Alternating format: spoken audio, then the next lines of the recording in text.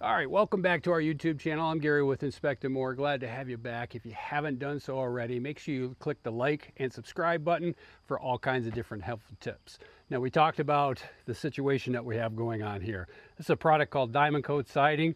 They really tell you to keep, and all sidings do this really, to be fair. You want to keep the plants, the brush, away from the house. You don't want to trap moisture in there, and you don't want to have sprinklers splashing up onto the house.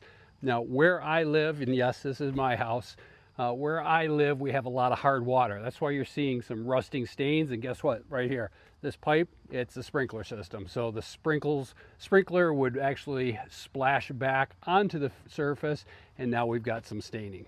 We also have a little bit of white residue on there. Again, that's that kind of that salt residue. Guess what? I have a water softener. You saw that in an earlier episode where you see the salt that is accumulating on the surface. So we got to take care of that.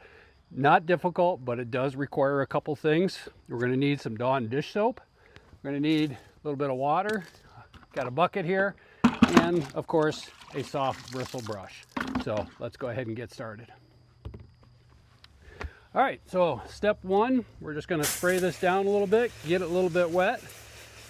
And again, I've got Dawn dish soap inside the bucket here. You don't really need to have Dawn. I'm not recommending or endorsing that product, but what I'll tell you is that you need something that is going to be pretty mild, and Dawn is a good item for that. So, and then starting from the bottom, we're just going to scrub our way and go through it. So here comes the elbow grease. All right, we've gone ahead and scrubbed some of that down. We're going to go ahead and rinse it off. We'll let it dry for a few minutes. We'll see how we did. All right, a little elbow grease. I'm out of breath. But again, here's why you listen to your inspector. They tell you to bring this stuff back, and there's why. I'm still getting some white residue in there, so it's going to require some more elbow grease. I still have those rust stains. I could sit here and scrub and scrub and scrub. And you know what? I'm not recommending this, but here's another product. It's a CLR mold and mildew foaming stain remover. I've used this a few times in some other spots. We're going to try it here in the rust. We're going to give this a try, let it set for a few minutes, and then we'll scrub it off again. So stay tuned. Okay, we've sprayed that on there. We give it a few minutes to set, work its magic. We're going to go ahead and start scrubbing back to the elbow grease.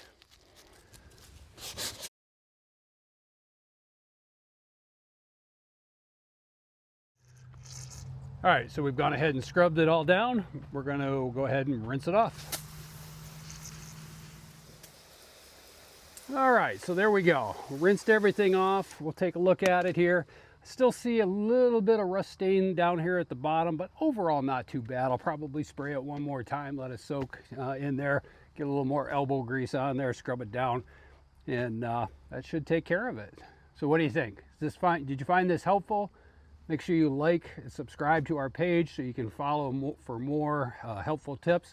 Remember, it's not just about being a home inspector. We're here to help out homeowners, new and current ones, or ones that have been there for a while, with different tips and tricks that they can make things easier for them.